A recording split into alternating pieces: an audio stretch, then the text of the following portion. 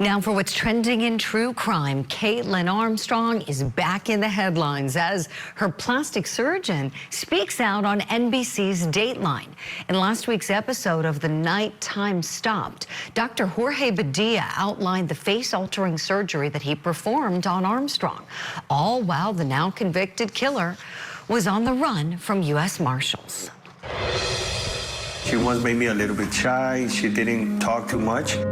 I needed to take some pictures, some pre-op pictures, because I do that for all the patients just to have it before and after. She didn't want me to do that, so that was like an issue, but she told me, okay, doctor, you can take pictures, but only with my cell phone. So that's the only thing that it was just a little bit weird in the day of the surgery, just minutes before the surgery.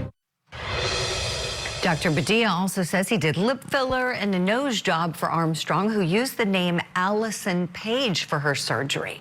So our question this morning to our power panel, did the disguise lead to her demise? Let's bring in our guests now. Law enforcement expert Sonny Slaughter's with us. Retired criminal defense attorney Kirk Nurmey's with us as well. And also former child abuse prosecutor and criminal defense attorney and law professor Wendy Murphy. Great to have you all on the program this morning. All right. Did the disguise lead to her demise? What do we think? Sonny Slaughter, would you start us off, please? Good morning, Julie, and to my amazing co-guest.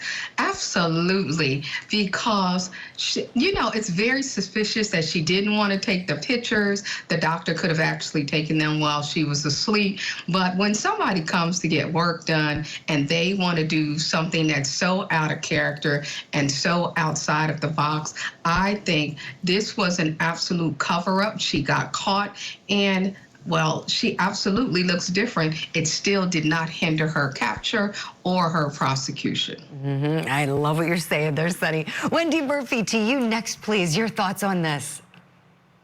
Yes, I agree, and would just add that the case was so strong already. I don't know why she bothered, unless she wanted to look good when she went to prison. Consciousness of guilt is such an important component of criminal trials. Prosecutors don't have to prove it, but when they have evidence that shows consciousness of guilt, boy, does that help.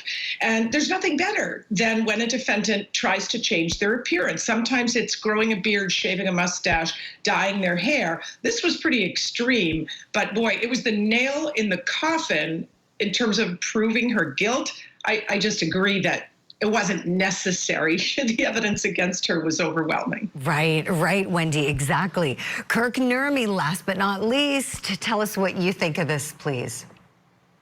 I agree with everything that's been said. I think Wendy hit the nail on the head. The evidence against her was strong enough anyway that this additional bit, her fleeing to Costa Rica for the surgery, just added all the more to it.